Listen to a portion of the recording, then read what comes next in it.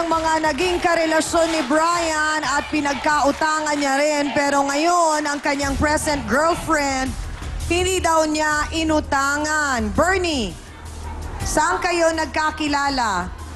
Naging kaibigan ko siya dati. Oh. Tapos, nakilala ko siya bago siya umalis. Okay. Nung umalis siya, nung July 10, nagkakilala kami, sabi niya, liligawan kita, alis muna ako, magsisiman ako.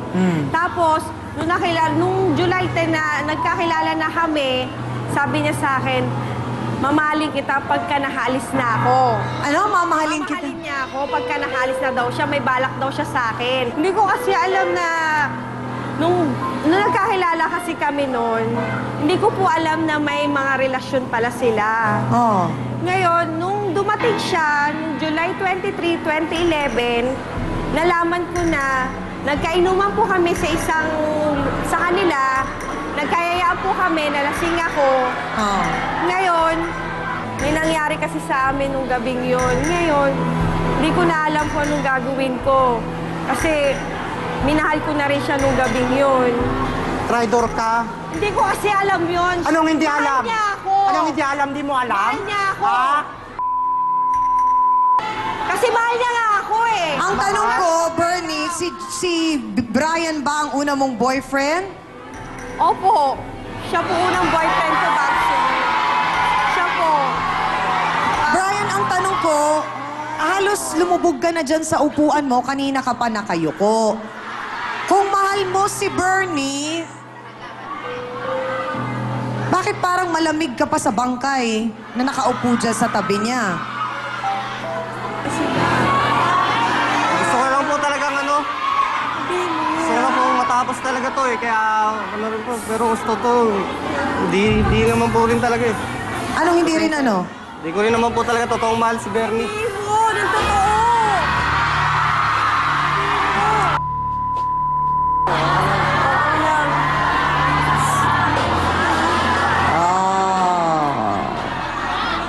So, sa makatuwid, sinasabi mo sa aming lahat, Brian, hindi mo rin mahal si Bernie.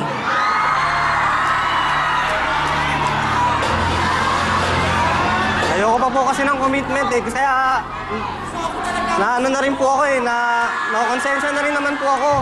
Kahit sabihin nyo na ganyan, na nare-realize ko rin naman po sa bandang uli eh. Ayoko na rin pong makaloko ng iba eh.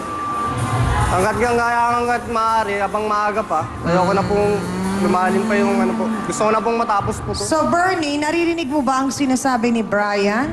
Opo. Okay lang po sa akin yun. At least nalaman ko na sinabi niya na sa akin na ano, para hindi na po ako masaktan. Nasaktan na po ang damdamin ng mga bisita nating nasa puti at mukhang kailangan talagang magabayan si Brian sa ginagawa niyang panlolokong ito sa kanyang kapwa. Siguro oras na para mabigyan siya ng gabay at payo mula sa ating trio tagapayo. Kami, hindi ka na makasakay ng barko niya pag may lang kung bakit minahal si pang babaeng mga maglabasan na niloko mo. Yan lang ba talaga ang mga niloko mo? Baka meron pa iba. Bangunin mo na Ano mo naman yung pera kung magsimas mo? Wala tanda pa ka na rin. pinabayaran na malaki ah. Wala naman po. Puro medical lang at saka ano ah. Oh. Ha? Hindi nga po, naubos nga po sa ano po. Sa ano, ito nga po, pasimula pagbaba ko, siguro sa gimmick po, mga 3 araw lang po ako napahinga. Malaking bagay po sa amin na yung counseling na ginagawa po namin kasama ninyo ang trio tagapayo ay kahit paano'y makatulong sa inyo na maliwanagan kayo at magising sa mga katotohanan na napakahirap talaga nang merong taong ganyan na nanloloko sa inyo. Bago lang tayo magtapos po, may mensahe pa ang ating mahal na trio tagapayo para sa ating mga bisita. Kay Brian, alam mo Brian,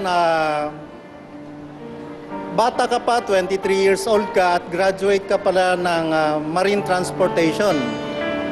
So, maganda ang hinaharap mo sa buhay dahil ang mga ganyang bachelor's degree, graduate, pwedeng maging ultimately kapitan ng barko. Ngunit ako'y nag-aalala sapagkat sa murang gulang mong yan ay mayroon ka nang nagagawang hindi maganda, nakakaapak ka ng karapatan ng iyong kapwa upang ikaw ay maiangat mo ang iyong sarili. Masalamat ka at itong si Judith at saka itong si Malin ay handa silang magpatawad. Lamang ang gusto nila sa iyo ay kilalanin mo ang iyong naging pagkukulang at yung naging kasalanan mo sa kanila. Tandaan mo, Brian, lagi kong sasabihin sa iyo, pwede tayong umangat sa buhay na hindi tayo tatapak ng karapatan ng ating kapwa. Yun lamang.